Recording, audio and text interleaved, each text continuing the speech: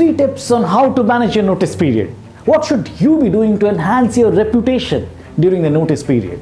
Watch this video to know more. During Great Resignation, 71% of employers reported an increase in security risk because of outgoing employees who are stealing data and IP. Another data says that loss of interest and focus by employers during the notice period does not serve the interest of both employees and employers.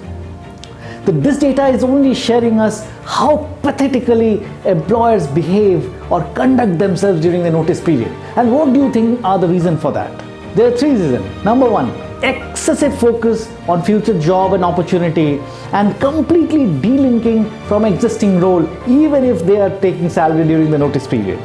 Number 2, harboring an ill will against the organization or any specific individual in the organization during the notice period. Probably you hate your boss, probably you hate any colleague, or maybe you hate the leadership because you were not given expected promotion or raise.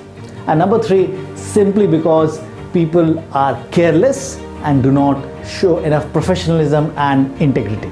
So how should you be managing your notice period? Reputation is the key word here. You need to find out a way to not only preserve but build and enhance your reputation in such a way that once you exit the organization, people only have great things to say about you and how you conducted yourself.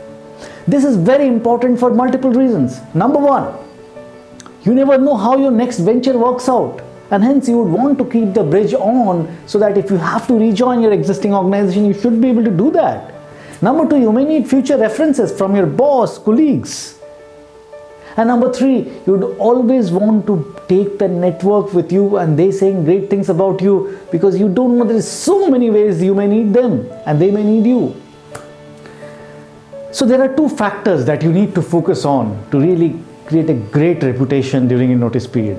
1, work closure. 2, relationship preservation. Now by work closure, what I mean is you kind of taking care of your knowledge transfer sessions, all kind of documentation, hand-holding sessions, etc., so that there is no business continuity risk. When I'm saying relationship preservation, what I simply mean is basically you consolidate and take the network that you have built in your organization with you so that you can leverage them in future.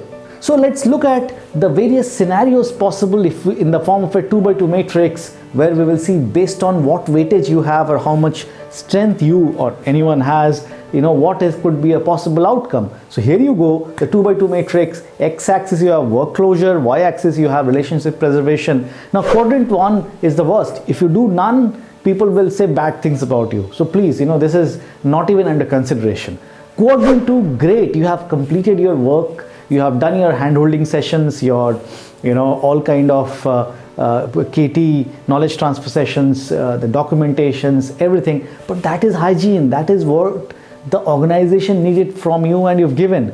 But what about what you needed from the organization, which is the network, carrying the network with you. Remember, I'm not talking of data, I'm talking of network that has been created, and you need to make sure that you take that. If you're not taking that, it's a great opportunity lost for you.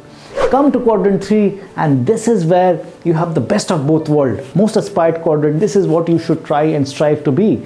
Quadrant 4, you have built a relationship, but you have not done your work closure. You haven't done the hygiene that is needed. What will end up happening is you did not give to the organization what it needed, and this will come back and haunt even your relationships, because if, God forsake, there is a business impact, project impact, people will point fingers at you that you did not do a good job of closing. So you need to make sure you have proper work closure so that you are in quadrant 3. Now the question is, of course, the aspired quadrant is quadrant 3, but how can you move from quadrant 2 to 3 or quadrant 4 to 3? The answer is simple. If you are in quadrant 2, you need to build your relationship preservation approach so that you can move to quadrant 3. If you are in quadrant 4, you need to focus more on work closure so that you can move to quadrant 3. So how can you do that? Some of the hacks for work closure.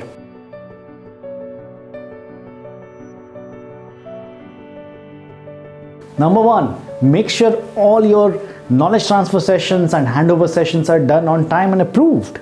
Number 2, no loose ends. Please have everything documented. Everything means, what are the pending deliverables, what deliverables you completed, what are to be approved, what has been the past escalation points, what has been the quality concerns, if any, if there are some to-dos or loose ends in terms of some stakeholders raising complaints. Everything has to be documented and kind of approved by the boss and probably the replacement, who should give you an email that he or she has understood everything. Number 3, please don't steal data. Please don't transfer files on your personal email ID. You are being watched. It is not ethical, and it is also not legal, because you are contractually bound not to steal data, even if you may feel this is what you created, but that's not your property. Number 4, make sure you are compliant with all policies, procedures, closure tasks that has been allocated to you as part of your exit process. And number 5, do not come late. Do not violate the official dress code. Do not just be missing from the offices. People are watching you. Your brand is kind of cooking up, so make sure you give due weightage to all these parameters so that you have an awesome reputation coming from proper work closure. So hacks for relationship preservation. Create a positive narrative around why you would like to change. People are going to ask you, and you should not say you hate the organization. You should say something which is very positive, like you want to learn different ways of doing things, you want career progression, so on and so forth. Number 2, make sure you don't burn your bridges. Don't show arrogance. Don't complain about your boss or your peers. It's okay. Whatever has happened. Just move on. Number 3, make sure you preserve your contacts. You need to, collect the data of your colleagues, of your extended friends in the workplace, even, past friends who have left. Make sure their contact details, everything is with you, and don't forget to send a goodbye email with your personal email ID and contact details so that people can reach out to you if there is a need in future. Number 4, make sure you have great productivity and you exceed expectation during the notice period, simply because people will appreciate your work ethic, especially during those 2 or 3 months when you are serving notice. Number 5, do not brag too much about what your salary is in the new organization, or how glorified the role is. A little bit is fine, but over is not appreciated. So that's it for today. 3 key takeaways. Number 1, reputation is the key. Use the period of notice to build your personal brand in your existing organization and focus on enhancing your reputation. Number 2, focus on work closure. That is what the organization needs from you, and you are really responsible to give it to them in the form and shape they want. Number 3, take what you need from the organization, which is your relationships, which is your networks. So do great relationship preservations. Hope you like the content. Please hit the like button and subscribe to the channel so that my new videos can reach out to you. Thank you very much. Stay focused.